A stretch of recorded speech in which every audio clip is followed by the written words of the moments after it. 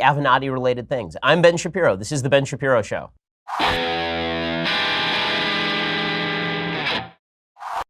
This is certainly the most entertaining timeline. I mean, I don't know what happened, what black hole we fell through to emerge from the other side, where the president of the United States is calling a woman horseface he once had sex with, and she is insulting his genitalia as a mushroom character from a 1997 video game.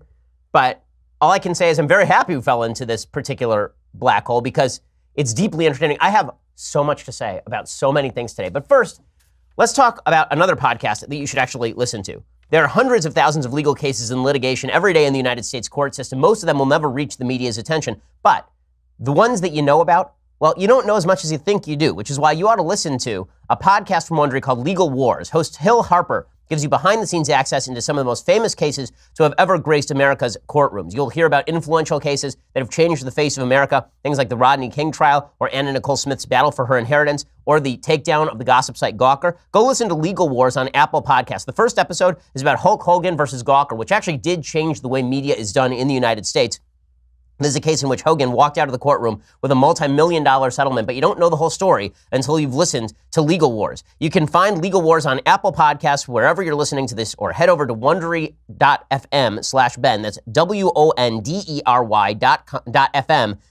Wondery.fm/Ben. You can go check out Legal Wars from Wondery. All their podcasts are awesome, but this one is particularly entertaining, and I've really enjoyed listening to it. So go check it out right now. Legal Wars on Apple Podcasts or at Wondery.fm/Ben. It's great. You're going to have fun listening to it. All right. So did you think that yesterday's news cycle was going to be the pinnacle of insanity? Did you think that we had really reached the apex of crazy and hilarious with Elizabeth Warren revealing a test that supposedly showed that she was Native American, only to show that she is significantly less Native American than a Jeep Grand Cherokee? Were you a person who thought, maybe we finally reached the summit of ridiculousness with Elizabeth Warren claiming that she was a member of the Cherokee Nation when, in fact, Elizabeth Warren is whiter than this piece of paper? Did you think well, you ain't seen nothing yet. It's 2018, gang. Boom! So, President Trump leads off this morning, and he had a bunch of tweets about Elizabeth Warren. We'll get to those in just a second. But we begin with the President of the United States, who has decided that he doesn't like Stormy Daniels anymore. Our producer, Senya, is down with illness, but we'll make a Taylor Swift reference for her here.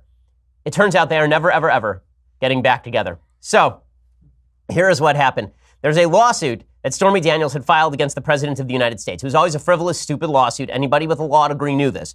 There was a suit in which she sued him for defamation after he tweeted that she was engaged in a total con job. Right? He tweeted a sketch years later about a non-existent man, a total con job playing the fake news media for fools. This is when she claimed that she was stalked by a guy who was sent by Trump. And she sued him for defamation. Okay, that's not defamation. She's a public figure. Defamation is knowingly and maliciously attacking someone with false information. It's knowing and malicious is the standard for public figures. It wasn't knowing and it wasn't malicious. It was just basically free speech and him giving an opinion. But she sued him for defamation, and then it was thrown out. The case was thrown out, and here's what the judge wrote. The court agrees with Mr. Trump's argument because the tweet in question constitutes rhetorical hyperbole, normally associated with politics and public discourse in the United States. The First Amendment protects this type of rhetorical statement. Not only that, the judge ruled that Stormy Daniels now had to pay Trump's legal fees. Ouch. So the President of the United States had a response on Twitter. Remember, this is an office once occupied by Abraham Lincoln, George Washington, Ronald Reagan. Here's the President of the United States' official statement on his Twitter account. Quote, federal judge throws out Stormy Daniels' lawsuit versus Trump. Trump is entitled to full legal fees. Great. Now I can go after Horseface and her third-rate lawyer in the great state of Texas. She will confirm the letter she signed. She knows nothing about me. A total con. Well, that's one way to step on a news cycle. So we could have done an entire week of Elizabeth Warren. Now we will do an entire week of the President of the United States calling a woman he once had sex with horseface. Yeah, so that's a thing. Now, a couple of different things to note here. First of all, if you had to sum up this entire news cycle in one meme, it would be President Trump as the Lone Ranger. Silver would be Horseface Stormy Daniels, and Tonto would be Elizabeth Warren. So our artistic geniuses in the back room are cooking up that one right now. But with that said, is it good that the President of the United States calls any woman horseface? No, probably not a good thing. Is it smart that he calls a woman he once had sex with horseface? Well, it does call into judgment. It does call into question his judgment regarding women. It's kind of a weird thing to do. Like, you have sex with a woman you're not married to, and then you call her horseface. Is that more of a rip on her or a rip on your taste? Because it's kind of weird. Also, just politically speaking, is that going to make for a good news cycle that now we're going to get media outrage about Trump calling women horseface like a week and a half after the Brett Kavanaugh saga, in which the left wanted to launch a war on women and failed? Is that going to be good? No, but no one ever accused the president of not stepping on his own mushrooms. So it's really, it's not great. I'll be honest with you. I think that there are flaws in this line of thinking. That when the president got up this morning and he thought, you know what, I'm going to tweet about Stormy Daniels and her horse face. Hi-ho Silver, away. Din, din, din, din, din, din. Yeah. Not great. Okay, now, just from an objective human point of view, is it hilarious? Of course it's hilarious. Okay, we can appreciate two things at once. Trump, when it comes to women, is a garbage human. Okay, I've said this 1 million times because it is 1 million times true. He is not great with women. And when I say not great with women, I mean that this is a man who said in the 1970s that avoiding STDs was his own personal Vietnam. This is a guy who nailed anything that moved for about 40 years here. And this is a man who is very lucky there are not lots of little illegitimate Trumps walking around. Like, Trump has not been shy about his treatment of women. I mean, he was caught on tape in the last election cycle saying, in Access Hollywood tape, that he grabbed women by their hooves. So it's like, there's nothing shocking here, but just from a pure human point of view, are we through the looking glass? Are we in the middle of idiocracy? You bet your ass we're in the middle of idiocracy. I mean, my goodness. I go to the stables every morning and there's Horseface. Horseface and Toad from Mario Kart, an American romance. That's where we are. So, all good stuff. The other narrative of the day is that Elizabeth Warren, as Tonto, is not actually Native American.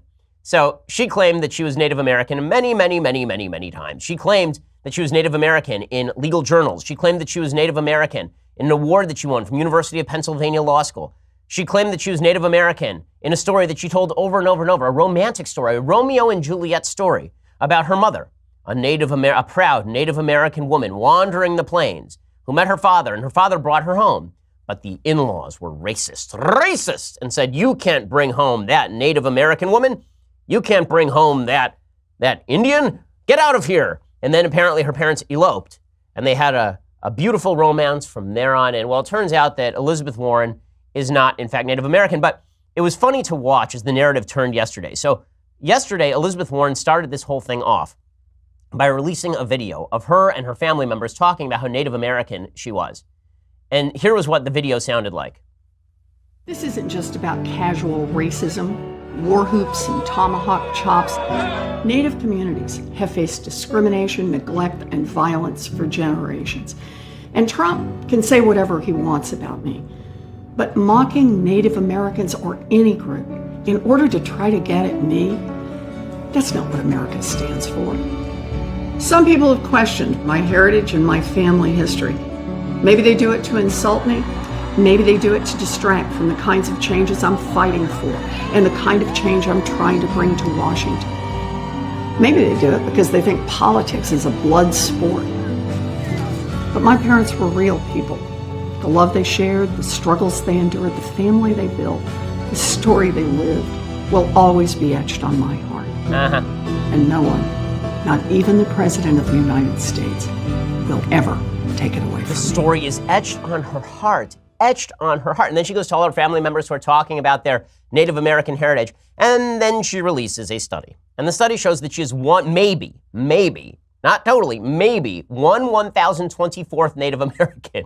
1,024th Native American, which is just awesome. It's just awesome in every way. So she releases that, and watch as her tweets evolve over the course of the day. So she starts off by saying this: By the way, a real Donald Trump, remember saying on 7/5, July 5th, that you'd give $1 million to a charity of my choice if my DNA showed Native American ancestry? I remember, and here's the verdict. Please send the check to the National Indigenous Women's Resource Center. Okay, number one, that's not what he said. What he said is, if you prove you're Native American, then I'll give you $1 million. She didn't prove she was Native American. She proved that she is whiter than any person this side of Marky Mark. And then she continued tweeting, but watch how her tweets evolve. NIWRC is a nonprofit working to protect Native women from violence. More than half of all Native women have experienced sexual violence, and the majority of violent crimes against Native Americans are perpetrated by non-natives. Send them your $1 million check, Donald Trump. And then she continues along these lines. I took the test and released the results for anyone who cares to see because I've got nothing to hide. What are you hiding, Donald Trump? Release your tax returns, or the Democratic-led House will do it for you soon enough. Tick-tock, Mr. President. You know, this is one of the most annoying things on Twitter these days, the tick-tock routine. Oh, well, tick-tock, we're ticking down to something big. Or it turns down, we are ticking down to you completely collapsing in on yourself like a dying star. She continues, and she says, having some memory problems, Donald Trump, should we call for a doctor? Here's something you won't forget, Mr. President. You're the least popular president in modern history, and your allies will go down hard in the midterm elections. 22 days. Tick-tock, tick-tock. Oh, God. Oh, God. And then then she concludes, I won't sit quietly for Donald Trump's racism, so I took a test. But DNA and family history has nothing to do with tribal affiliation or citizenship, which is determined only by tribal nations. I respect the distinction and don't list myself as Native in the Senate. Wait, what happened? That was a sudden left turn. It's like when Michael Scott was driving on the road and the GPS told him to drive into the lake. That's basically how that tweet thread went. She's talking about, yeah, I'm Native American and Native Americans are great and give some money to Native Americans. And she's like, but I'm not Native American. What could have happened to trigger such a change? What could have happened to Tonto? We will explain in just 1 second. But first, let's talk about your omega-3 levels. If you're experiencing joint pain or chronic inflammation, lack of concentration, weight gain, chances are you're probably one of those folks. This is why you need to try Omax 3 Ultra Pure. Omax is offering my listeners 60% off a 1-month supply of Ultra Pure plus free shipping and a 60-day money-back guarantee. So you can try it. If you don't like it, then you're not going to lose anything. You hear all the hype around omega-3s. Well, now is your chance to try the purest form of omega-3 on the market. Go to tryomax.com/Shapiro. Omega-3 fatty acids, they're vital to your overall health. They're considered worthwhile pills, certainly by experts. They improve mood, memory, brain, cardiovascular health. But a lot of the top sellers simply are not pure enough to actually do anything. This is why, if you want to feel the benefits, you need to try Omax 3 Ultra Pure. It's the only game-changing omega-3 supplement on the market, 94% pure, with a patented EPA to DHA ratio of 4-to-1 to fight unwanted joint pain and inflammation. You know, folks in the office have tried Omax 3, and they say that it really does work. Go check it out right now. Also, you can do the freezer test. If you take any other omega-3 and you put it in the freezer, you take it out, it's cloudy because it's not pure. Omax 3 soft gel remains clear because it is indeed pure. Go to tryomax.com/Shapiro to get 60% off a 1-month supply plus free shipping and a 60-day money-back guarantee. So you got nothing to lose. tryomax.com/Shapiro to get 60% off a 1-month supply plus free shipping and that 60-day money-back guarantee. Tryomax.com/Shapiro. Terms and conditions do apply. So, what could have changed Elizabeth Warren's mind? What could have changed her mind? She was saying very confidently that she was Native American. That she was Native American. And then all of a sudden, well, it turns out the tribes get to decide who's Native American. Why? Why? Because the Cherokee Nation came out and said, you're not Native American. Now, let's be clear about this. The Cherokee Nation does not come out and make political statements very often, but they sent out their Secretary of State, Chuck Hoskin, to issue a statement. He said, quote, a DNA test is useless to determine tribal citizenship. Current DNA tests do not even distinguish whether a person's ancestors were indigenous to North or South America. Sovereign tribal nations set their own legal requirements for citizenship. And while DNA tests can be used to determine lineage, such as paternity to an individual, it is not evidence for tribal affiliation. And then they continued, using a DNA test to lay claim to any connection to the Cherokee Nation or any tribal nation, even vaguely, is inappropriate and wrong. It makes a mockery out of DNA tests and its legitimate uses, while also dishonoring legitimate tribal governments and their citizens, whose ancestors are well documented and whose heritage is proven. Senator Warren is undermining tribal interests with her continued claims of tribal heritage. Ouch. Ouch. So she just got slammed by the Cherokee Nation, to which she claims ancestral membership. Yeah, That went poorly for Elizabeth Warren, which is why she shifted and said, I'm not claiming that I'm Native American anymore, but I'm kind of Native American, so give me $1 million. Again, I call on the Trump administration, I call on President Trump to personally sign a $900 check to Elizabeth Warren's charity of choice, because she is 1,024th Native American, maybe. He should pay her 1,024th of $1 million. That is the amount to which she is owed. So President Trump was asked about this yesterday, and he basically dismissed all of it. No, I have no. Who cares? Who cares? I didn't say that. No, I didn't. You better read it again. I hope she's running for president because I think she'd be very easy. I hope that she is running. I do not think she'd be difficult at all. She'll destroy the country. She'll make our country into Venezuela. With that being said, I don't want to say bad things about her because I hope she would be one of the people that would get through the process. It's going to be a long process for the Democrats. Okay, so President Trump, he's eager to go after Elizabeth Warren. Again, I still think we need the image of him with a Publishers Clearinghouse-sized check, handing it to Elizabeth Warren in order to basically have that image linked with Elizabeth Warren forever. Unfortunately, it seems like he's swiveled and he's less interested in whether Elizabeth Warren has a relationship with Tonto and more interested in whether Stormy Daniels is in fact Silver. Hi, Silver, away. But I want to talk a little bit more about why it's important for Elizabeth Warren to have maintained her Native American ancestry point. What made her think she could get away with this? So let's talk about that. Here's the thing. There was a story that came out September 1st of this year in the Boston Globe, and it discussed a serious issue for Elizabeth Warren. Was Senator Warren actually a professor at Harvard Law because she claimed Native American ancestry? In other words, was she granted special status that sort of gave her an upper hand when it came to her job at University of Pennsylvania or at Harvard Law School? Well, this long article from the Boston Globe, in-depth research, found that folks at Harvard said that her Native American claims had nothing to do with any of that her Native American claims had nothing to do with her actual ability to be granted a professorship at Harvard Law School. They interviewed something like 31 professors, many of whom were on the admissions committee, some of whom I know, people like Charles Freed, who I had for contracts. And he said, no, when we hired her, it had nothing to do with her claiming Native American ancestry. In fact, we didn't even know that at the time. We assumed she was white. And the internal documents suggested that University of Pennsylvania treated her as a white person, and so did Harvard Law School, until it became beneficial for them to claim that she was of minority heritage for purposes of their diversity curriculum, right? They had to claim that they had a certain number of diverse professors, and so they sort of faked it and said that she was Native American. But that doesn't mean she got her job based on Native American claims. So with that said, why didn't Elizabeth Warren, a month and a half ago, simply say, look, I was told by my family members that I had Cherokee ancestry. My mom used to tell me that. My uncles and aunts used to tell me that. And because of that, I simply assumed that they were right. I wasn't going to assume that my relatives were lying to me. Those were the stories that I was told growing up. I guess that was wrong. And so I never should have done any of that stuff. But it didn't have any impact on my actual career trajectory. My career trajectory was going to be great no matter what and had nothing to do with those claims. So I apologize to Native Americans for having taken seriously the stories of my family without checking them. But with that said, to claim that I was a beneficiary of some sort of affirmative action is simply untrue. Right? Why didn't she do that? Well, there are two reasons she didn't do that, and both of them are telling. Reason number one, she figured that she could get away with pretty much anything because the media would cover for her, which the media did yesterday. There were headlines in the Daily Beast saying, Elizabeth Warren proves Native American ancestry. There's a headline over at CNN, Elizabeth Warren provides solid evidence of Native American ancestry. So she legitimately threw out a study that showed she was not Native American and counted on the media to say that the study showed she was actually Native American. And the media complied for the first 12 hours. And then it all began to fall apart because people can read. And we don't live in a world where there are only 3 networks and 3 major newspapers anymore. We live in a world where people can fact check stuff. And that meant that her narrative began to collapse in on her. So she thought she could get away with it because the media would cover for her. And why not? Why wouldn't she think that?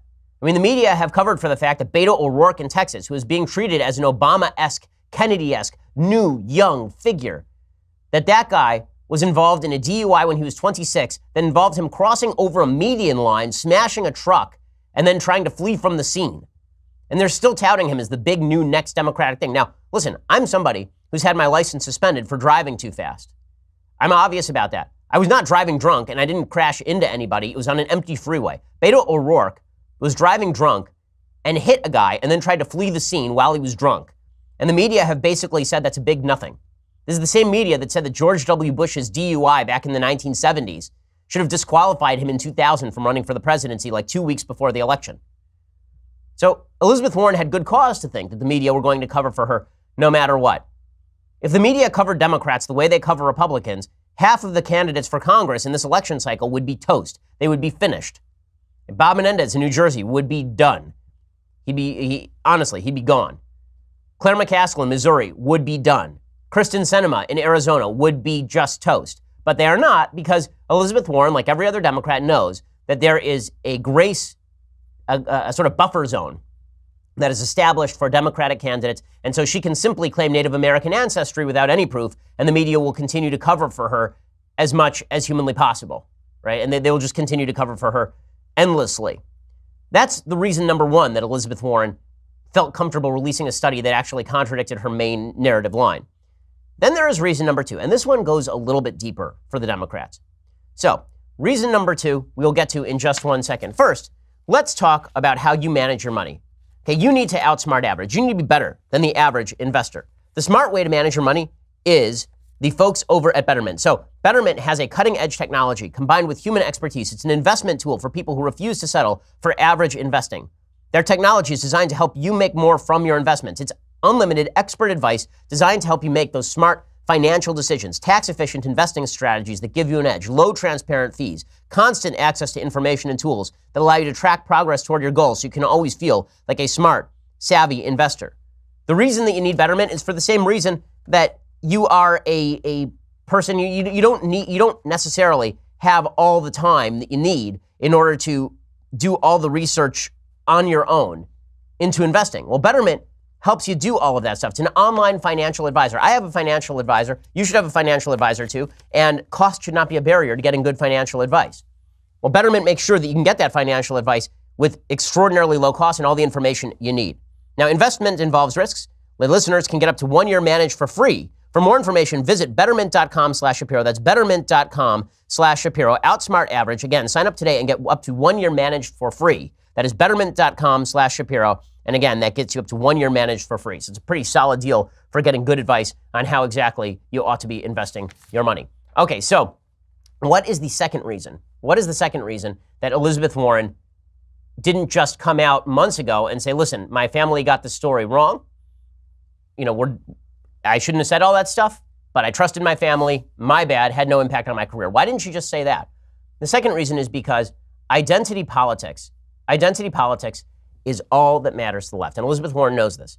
She knows that in a battle between Elizabeth Warren and Kamala Harris, she comes up short in the minority category. Folks in the Democratic Party have decided that all that matters in the end is intersectionality, how many victim groups you belong to. Elizabeth Warren only belongs to one purported victim group. She's a white woman. And white women are under a pretty significant attack by the left right now. There's an article we read last week on this program, an op-ed in the New York Times, talking about how white women were the serious problem in the United States. Elizabeth Warren is a white woman. She has no intersectional advantage over Cory Booker, over Kamala Harris, over Deval Patrick. Claiming minority status allows her to say that she is part of the victimized minority in the United States, even though she's led a pretty easy life. Elizabeth Warren went to Rutgers Law School, and then she became a lawyer, and then she became a law professor at University of Texas at Austin, then University of Pennsylvania, then Harvard Law School. She flipped some houses. She's made some money. Elizabeth Warren is not a person who has endured tremendous suffering at the hands of the evil American patriarchy and hierarchy. She has to come up with some story of victimhood. And the easiest way to do that is to try and connect to your relatives. It's the same routine that Hillary Clinton did. She used to talk about her parents all the time and how her parents suffered a lot. Her mom particularly was trod upon as a woman in the United States because it turns out Hillary didn't have a good victimization story. In the Democratic Party, you need a victimization story in order so that you can try to lead the charge on behalf of all the victim groups. Elizabeth Warren knew that she needed to lead that charge, but she could only do that if she identified as some form of minority. And the way that she did that is by saying that she had Native American ancestry. And what group in America has been more put upon than Native Americans? And so she wouldn't let it go. She wouldn't let it go. Now it's backfired on her because you can imagine how these Democratic debates are going to go. You're going to see people like Kamala Harris turn to turn to Elizabeth Warren. You're going to see Deval Patrick, Cory Booker turn to Elizabeth Warren and suggest that Elizabeth Warren basically traded on fake minority heritage in order to try and score points with the minority base. It's going to hurt her pretty badly. So Elizabeth Warren actually damaged herself pretty significantly, but that was basically inevitable because she was stuck between a rock and a hard place. She's just a white woman running in a party that doesn't care about white women and thinks that white women are part of the patriarchy. And she also can't claim minority status because if she does, she's lying. So Elizabeth Warren shot herself in the foot in a pretty significant way here. And I'm not sure that she recovers because honesty was not a priority. If she had simply been honest about all this stuff, everything would have been fine. She wasn't. And so things went to hell in a handbasket for her. Meanwhile, she's not the only Democrat in turmoil. There's a story out today. President Trump has raised already for his reelection his reelection campaign, $100 million in fundraising for his reelection. Okay, it's only 2018. According to the Greenwich Times, President Trump has topped $100 million in fundraising for his 2020 reelection bid, an enormous haul for a president barely 2 years into his first term, according to new figures reported by his 2020 campaign. Trump pulled in more than $18 million last quarter through his campaign committee and 2 joint fundraising committees with the RNC for a total of at least $106 million since January 2017, according to his campaign and federal filings. So that's bad news for Democrats who thought that Trump would have collapsed at this point, that he would have destroyed himself by this point. Trump can't destroy himself because nothing you do can destroy a man who has no character. Okay, President Trump is not a man of rich character. Listen, I like a lot of what he does politically, but this is a guy who goes on Twitter and calls former lovers who he had sex with while he was married horseface. Okay, so it's going to be kind of difficult to destroy that guy. And it turns out that most folks who want to see his priorities put in place don't care too much about his character. Like, we've established that character in American politics is no longer a major concern, obviously. And so Trump can raise as much money as he wants. Meanwhile, Democrats in Senate races across the country are having trouble too. Beto O'Rourke, acting on the best ideals of his Democratic spread the wealth around campaign, he announced on Monday he is not going to share any of his $38 million war chest, even though Democratic bosses want the cash for more competitive states. So Beto O'Rourke is going to lose to Ted Cruz in Texas in the Senate race. Latest polls have him down almost double digits after the media have been fawning over him the same way they fawned over Wendy Davis, the former state senator in Texas, who then lost by something like 20 points to Greg Abbott.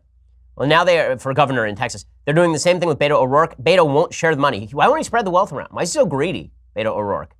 He's like a Republican or something. The Texas Democrat told reporters after a campaign rally he will not spare any expense in his own race. He plans to leave all the money he has raised out on the field ahead of Election Day. O'Rourke raised from July to September $38.1 million. He says that he is not going to contribute any of that money to other candidates, which is kind of amazing because, honestly, if he wants to ensure his future in the Democratic Party, he really should become a patron of the arts, right? He should be taking that money and distributing it to more hotly contested races. He's not going to do any of that. So that's a bad story for Democrats. Meanwhile, Claire McCaskill is running a very tight race in Missouri. And James O'Keefe, the kind of undercover journalist, he's kind of a shock journalist over at Project Veritas. He's done some good work before. He sent some of his folks into Claire McCaskill's office, and he got Claire McCaskill's people to acknowledge that she is campaigning far to the right of where she actually is on the issues. Here's some of what that sounded like. I can tell them, because she does support a semi-automatic firearm ban. Because I want to say something I shouldn't say. I think a semi-automatic rifle ban. Okay. Is more so what she would support. But she doesn't like go out and support groups like Moms Demand Action or just like other groups that are like related to that, because that could hurt like her ability to get elected, because people like see that and they're just like, well, I don't want to support her even though like they stand for the same policies. Right. Okay, so she's basically been fibbing about her own positions. So Claire McCaskill is in trouble in Missouri.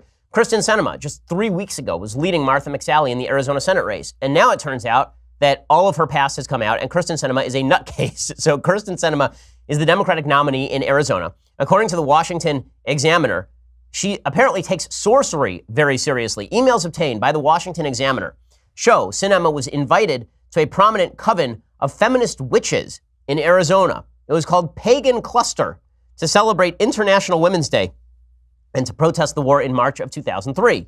Code Pink protesters wore pink, obviously enough, and the women in black wore black. But Sinema encouraged the witches to wear colorful clothing and come ready to dance, twirl, and stay in touch with your inner creativity and with the earth.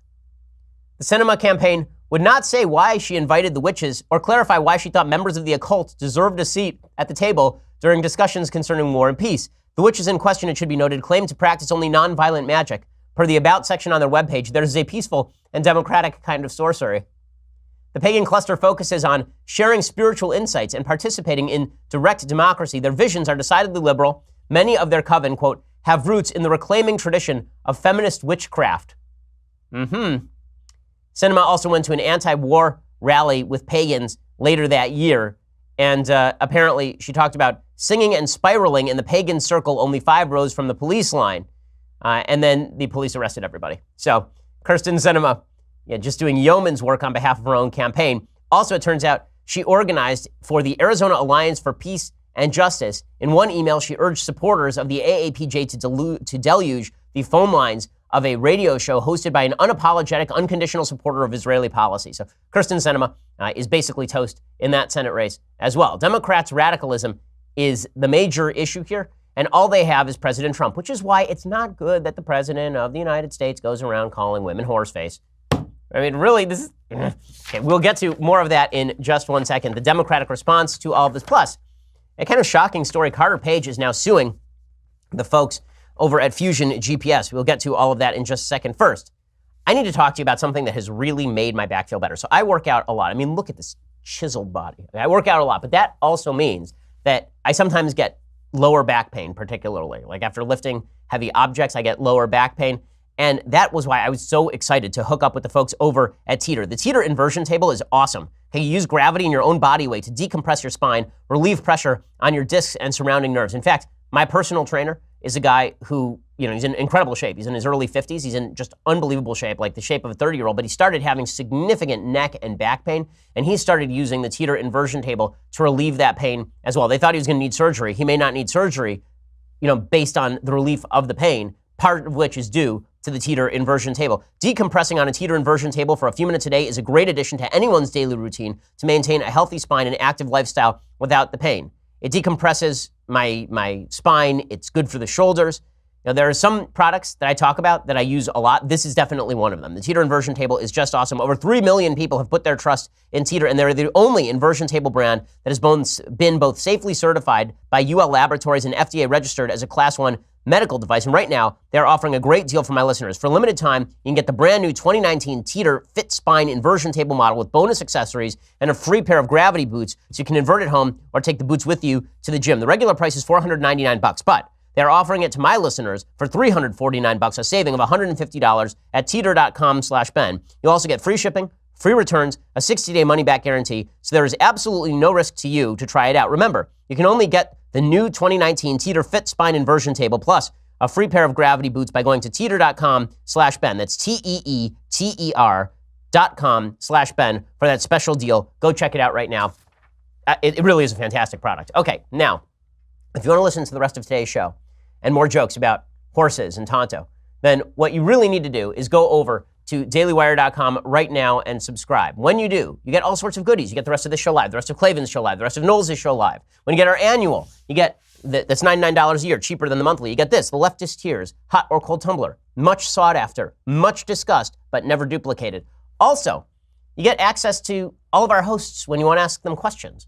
Like today, 5:30 p.m. Eastern, 2:30 p.m. Pacific. It's time for our next episode of The Conversation, when Andrew Klavan will be taking your questions and answering them live on air. It's hosted by Alicia Krause, and you'll get a full hour of Drew's wisdom guaranteed to produce leftist tears, plus the light that emerges from his bald, shiny dome will illuminate your day. As always, this episode will be free for everybody to watch on Facebook and YouTube. Only subscribers can ask the question, so go check that out. Plus, more goodies coming up this Wednesday, October 16th, 7 p.m. Eastern, 4 p.m. Pacific. Don't miss our next episode of Daily Wire Backstage with God King Jeremy Boring, myself, Andrew Klavan, Michael Knowles, and Alicia Krause. We'll be taking questions, but only from Daily Wire subscribers, so make sure to become one today. I mean, look at the amount of content we're putting out for you people. What do I have to do to get you to subscribe? Just go do it already. Come on. You listen every day. Lazy bums. Just go subscribe. Just do it. And get this. Again, look at this. It's magical. The Leftist Tears Hot or Cold Tumbler. You will love it. Go check all of that out. Plus, subscribe at YouTube. Subscribe over at iTunes. We have great Sunday specials coming up. I can't wait to announce next week's guest because it really is great. We have like The next several weeks, we have unbelievable guests. We had great guests last week with Jocko Willink. We have a bunch that are just amazing coming out. Go check that out. Leave us a 5-star review on iTunes if you know what's good for you. Go check that out right now. We are the largest, fastest growing conservative podcast in the nation.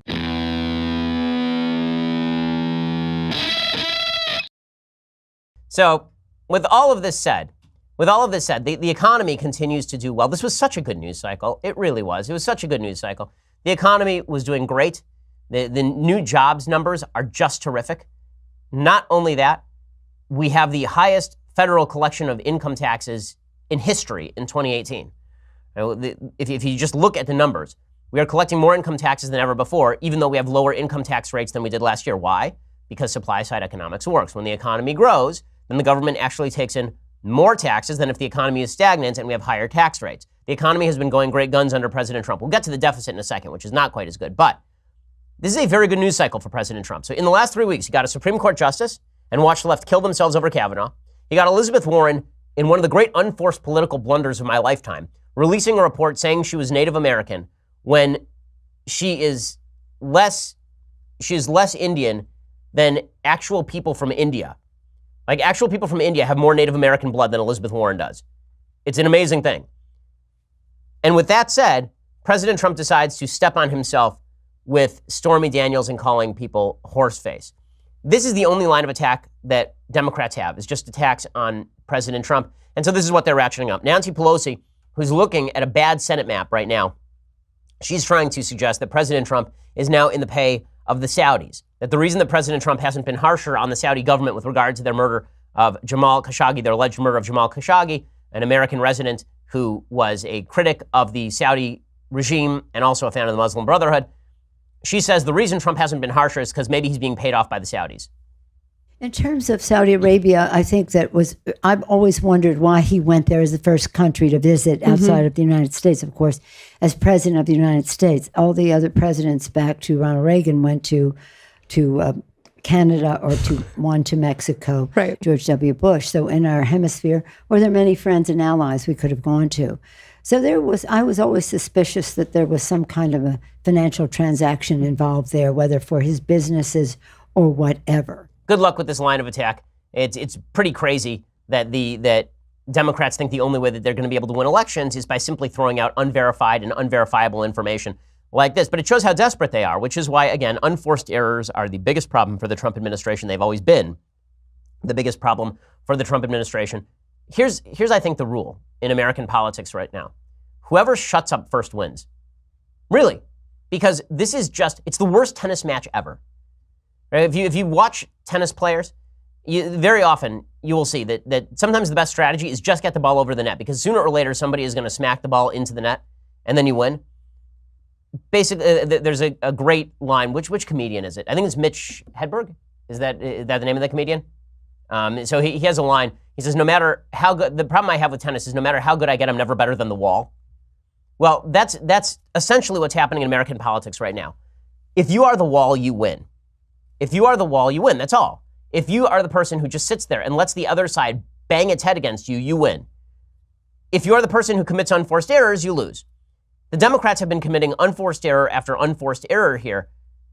And that's why it would be great if the president would just stop. But again, I guess we're going to have an entire news cycle now about horseface. Does it hurt Trump in any serious way? Not really. But it does jazz up the Democrats. Again, it reminds them how much they hate President Trump. When he goes away, it's hard for them to talk about this as much. Nobody cares.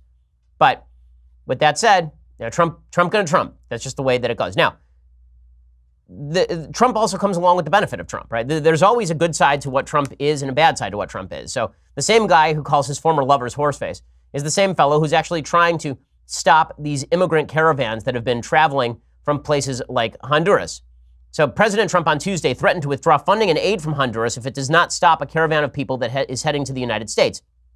Trump said the United States has strongly informed the president of Honduras that if the large caravan of people heading to the U.S. is not stopped and brought back to Honduras, no more money or aid will be given to Honduras effective immediately.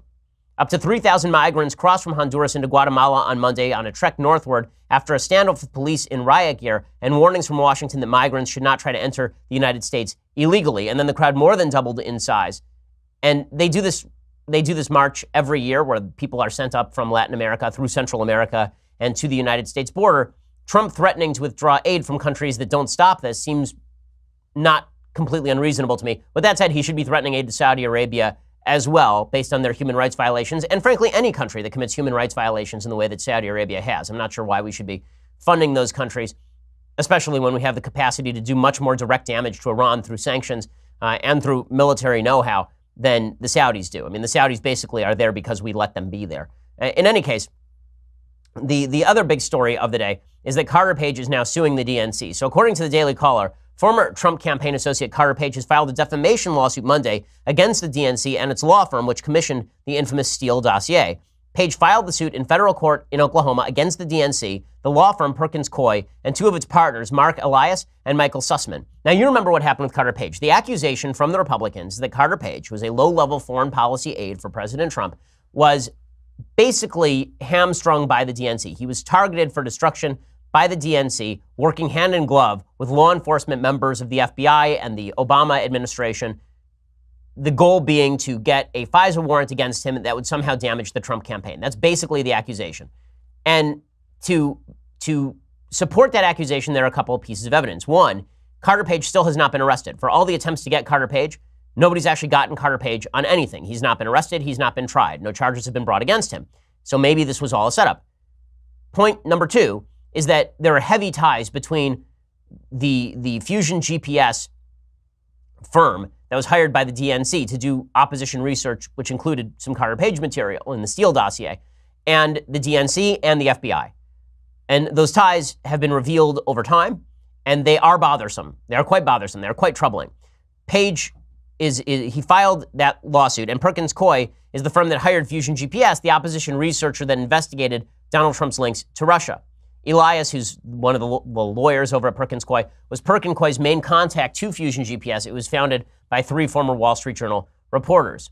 As part of its $1 million project, Fusion GPS hired Christopher Steele to conduct the investigation. Now, what's fascinating about this lawsuit is that lawsuits sometimes are designed for victory, and sometimes lawsuits are designed for discovery. In other words, in the process of doing a lawsuit, you can ask a lot of questions to the person that you are suing, and they are forced to give up documents on those topics. So Carter Page obviously wants to dig deep into what the DNC was doing with Perkins Coie, what they were doing with Fusion GPS.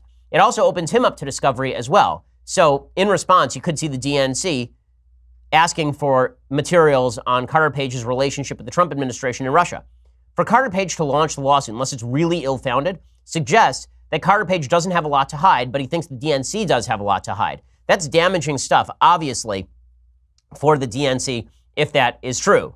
Again, Carter Page has been sort of the main linchpin of a lot of Democratic efforts to paint collusion between Donald Trump and the Russian government in 2016, and so far no hard evidence has been brought out to prove any of that stuff, So that is a story that we're going to watch as it unfolds. Now, in other news that I think is not as good, the budget deficit is the highest that it's been in years. And I have to ding Republicans. So we've heard for a lot of years that Republicans care about budget deficits. We kept hearing that Barack Obama was blowing out the debt, which he was. It's up to, $21 trillion now? It's unsustainable. And that's only the debt that we know about, basically. There's a bunch of unfunded liabilities that put our actual total debt at many multiples of $20 trillion. Unfunded liabilities for which we'll have to raise taxes or blow out inflation. But the U.S. budget deficit is expanding. Republicans have not been fiscally responsible. President Trump has not been fiscally responsible. He's been good on taxes. He's been good on regulations. He's been very, very, very bad on spending. According to CNBC, the U.S. federal budget deficit rose in fiscal year 2018 to the highest level in 6 years as spending climbed, the Trump administration said Monday. The deficit jumped $779 billion, $113 billion, or 17% higher than the previous fiscal period, according to a statement from Treasury Secretary Steve Mnuchin. It's larger than any year since 2012, when it topped $1 trillion. The budget shortfall rose to 3.9% of U.S. gross domestic product. That despite the fact we are now taking in more money than any time in American history from income tax. The problem we have in this country is not a taxing problem. It is a spending problem. And government is addicted to spending, and nobody's going to stop it, because no one has an interest in actually stopping the spending. Americans like the idea of spending less until you actually ask them what sorts of programs they wish to see cut, at which point they get quite skittish, very, very skittish about doing any sorts of real cuts at all. Federal revenues rose slightly, by $14 billion after Republicans chopped tax rates for corporations and individuals. Outlays climbed by $127 billion, including a spike in defense spending, as well as increases for Medicaid, Social Security, and disaster relief. So that is not exactly fiscal discipline. We have no party in the United States that stands for fiscal discipline. That needs to stop. This is bad whether it is Republicans or whether it is Democrats. It is just bad stuff all the way around. There's nothing good happening here. We need to get that under control. If President Trump wants to win a second term, I would suggest that we start talking in serious fashion about those deficits, because at some point the burden comes due. Okay, time for a few things that I like, and then we'll do some things that I hate. So, things that I like today. Mark Levin's dad writes books, and he wrote a children's book that's really great. I bought it for my kids, and it's great. It reminds kids that the police can actually be your friends. Despite all of the coverage by the media, policemen are generally doing a great job. And I say that in spite of the fact that there are some policemen who are doofs, right? I told you a story last week about a doof policeman who pulled us over while we were in a police escort in Detroit. But the police overall do a fantastic job. They do a fantastic job keeping us safe, and appreciating the members of our police is deeply necessary. Jack Levin, the father of Mark Levin, wrote this. And Mark, I think, does something really sweet here by pushing his dad's books. I think that that's just a great thing that Mark does. I'm a big Mark Levin fan and supporter. You should check it out. Our Police by Jack Levin. Go check that out right now. Okay, other things that I like. So this is pretty funny. Last week, there was a song that I played on the show by a young woman of the left. Her name was Lindsay Lab Stewart. It was a feminist song in which she claimed that women can't do anything in the United States, but men can do anything that they want and shouldn't be scared of false rape accusations. Well, that has prompted a conservative blogger named Kylie Zempel to write and perform her own version of the song. And suffice it to say, the message is significantly better. I don't act out of ignorance and not out of fear. You can blame the patriarchy, but I'll have none of that here. Someday I plan to have a family and an awesome career. If I need some inspiration, I just look in the mirror. Thanks, Leslie Knope.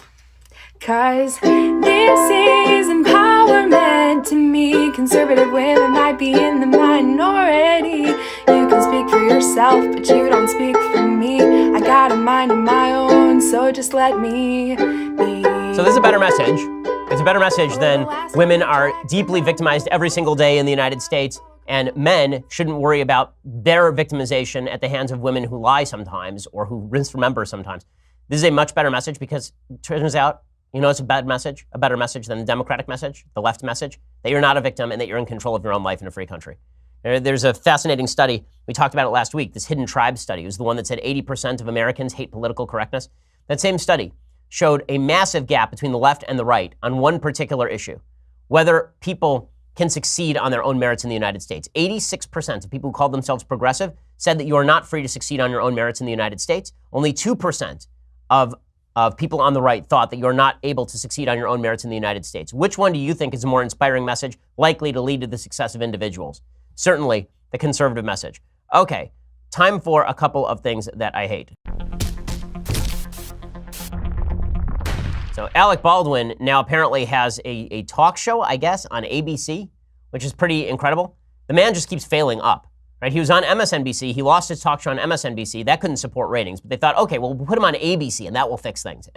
Well, one of the things that he said over the past week is that he is horrified President Trump is president, which is kind of amazing coming from a guy who left a message on his daughter's answering machine talking about how she was a little pig and how terrible she is. Again, I understand people having character quibbles with the President of the United States and serious character questions about the President of the United States. I certainly do. But I do not understand people in Hollywood suddenly finding their moral scruples when it comes to presidents after they spent years preparing the way, playing fluffer for Bill Clinton. But here's Alec Baldwin. I mean, to me, every day I wake up, I still am horrified. And I feel like I'm in some dream that Trump is the president of the United States. I almost can't even say it. Okay, well, because I have to say, it is just in this country, amazing. It is amazing. We can shut that idiot up. This is amazing. According to Nielsen, the premiere, this is on ABC, right? Not on MSNBC or a cable network, on ABC. The premiere of his ABC talk show brought in 2.2 million total viewers with an anemic 0.4 rating in the advertiser coveted 18 to 49 demographic. Okay, let me give you a by way of contrast. He's on ABC, a network. My Fox Sunday show, okay, my Fox election special last week, the week before Sunday, because I think the ratings aren't out yet, the week before Sunday, it brought in 1.8 million. I nearly matched his ratings on Fox News on a Sunday night during Sunday Night Football. Okay, he's on ABC, and he couldn't get any ratings. He keeps failing up. He keeps failing up. You know what there's a market for? It's really amazing when you think about it. There is not a single Trump, forget Trump supporting, Trump curious. You know, so there's not even anybody who's mildly positive toward Trump, even when he does good things on network TV. And yet they keep going back to the same old horses who keep falling down dead in the ratings. And so Alec Baldwin keeps getting jobs, even though the guy can't draw flies, except if he's on another show like 30 Rock or SNL. Pretty amazing how all of this works. Okay, well, we will be back here tomorrow with all of the latest. I'm Ben Shapiro. This is The Ben Shapiro Show. The Ben Shapiro Show is produced by Senya Villarreal, executive producer Jeremy Boring, senior producer Jonathan Hay. Our supervising producer is Mathis Glover, and our technical producer is Austin Stevens. Edited by Alex Zingaro. Audio is mixed by Mike Caramina.